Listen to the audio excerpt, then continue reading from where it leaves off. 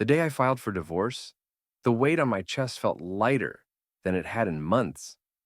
For weeks, I'd lived in a state of turmoil, plagued by sleepless nights and a storm of unanswered questions. But as I handed the papers to my attorney, a strange calm settled over me. This wasn't just about ending a marriage, it was about reclaiming my life. Her name is Laura. For 10 years, she was my wife, my partner, my best friend, or so I thought. We had what most people would call the perfect life. A beautiful home in the suburbs, two incredible kids, and the kind of marriage people envied. I worked hard as a project manager for a tech firm, and Laura, she had a part-time gig at an art gallery that she'd always loved. We weren't rich, but we were comfortable. More importantly, I believed we were happy. Then came the text. It was late, well past midnight. Laura had gone to bed hours earlier, leaving me to catch up on some work in the living room. My phone buzzed on the coffee table. It was a notification from her phone, left charging in the kitchen. My stomach tightened as I read the name on the screen. Derek. Can't stop thinking about tonight. You were incredible. When can I see you again? I stared at the words until they blurred together. My heart pounded, my palms went clammy, and a cold rage settled into my veins. Derek. I knew the name. He was one of the gallery's regular patrons, a wealthy collector who always seemed a little too interested in Laura's work. I'd met him once at one of her openings. He'd shaken my hand with a grin that felt just a touch too smug. Now I knew why. Even then, for a moment, I wanted to confront her right then and there, but something stopped me. A voice in the back of my head said, "Not yet." Instead, I took a screenshot of the message, forwarded it to my own phone, and then deleted the notification. I spent the rest of the night in the guest room, my mind racing. By morning, I had a plan. Over the next 2 weeks, I became an actor in my own life, pretending everything was normal while I gathered evidence. I hired a private investigator, a grizzled veteran named Mike, who specialized in cases like mine.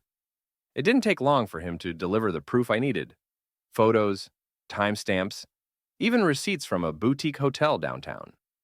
Laura had been meeting Derek for months. When I confronted her, I expected denial, maybe even tears. Instead, she laughed nervously, like she'd just been caught sneaking a cookie before dinner. "Come on, Nick," she said. "It was a mistake. A little mistake. It didn't mean anything." A mistake. As if months of lies and betrayal could be summed up with a single word. As if she'd merely tripped and fallen into another man's bed. I didn't yell. I didn't cry. I simply walked away. The next few weeks were a blur of legal meetings and quiet, seething anger. Laura seemed to think I'd eventually come around, that I'd forgive her like nothing had happened. She didn't realize I had no intention of playing the fool. Our marriage was over, but I wasn't going to let her walk away unscathed. The first step was the divorce papers. My attorney, a sharp and relentless woman named Melissa, made sure they were ironclad.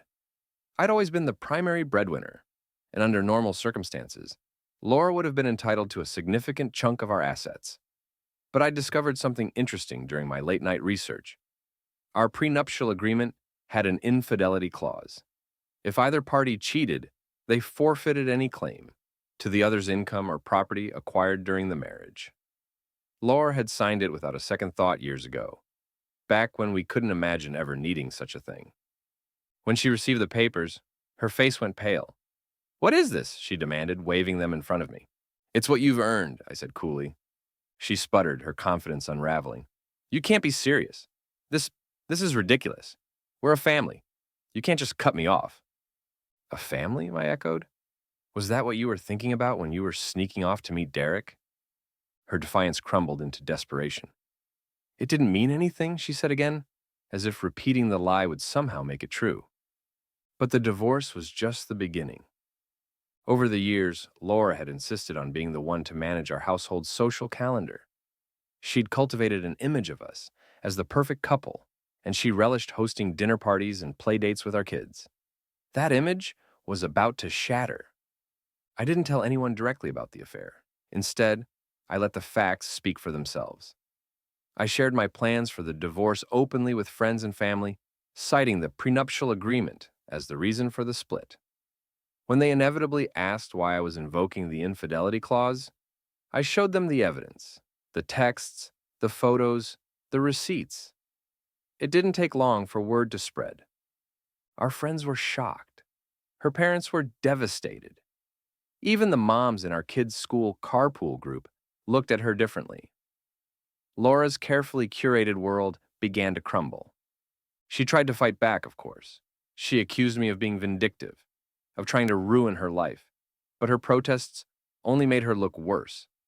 The truth was undeniable, and every attempt to spin the story in her favor only alienated her further.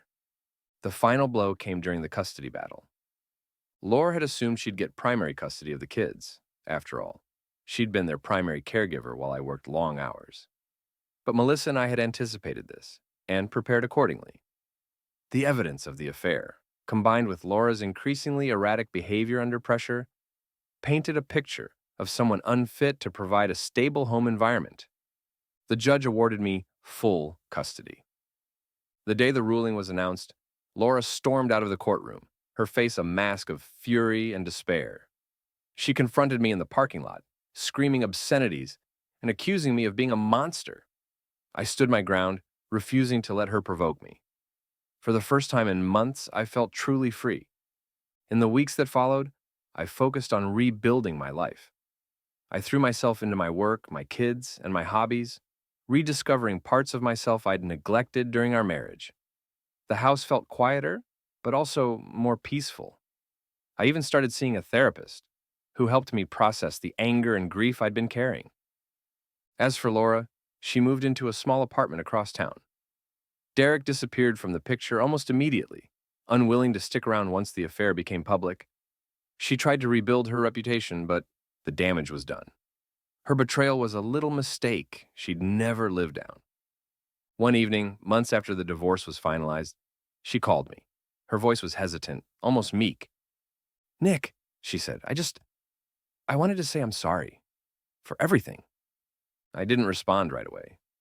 The words I'd waited so long to hear felt hollow now. Too little, too late.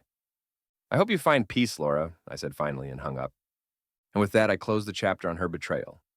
Life wasn't perfect, but it was mine again, and that was enough.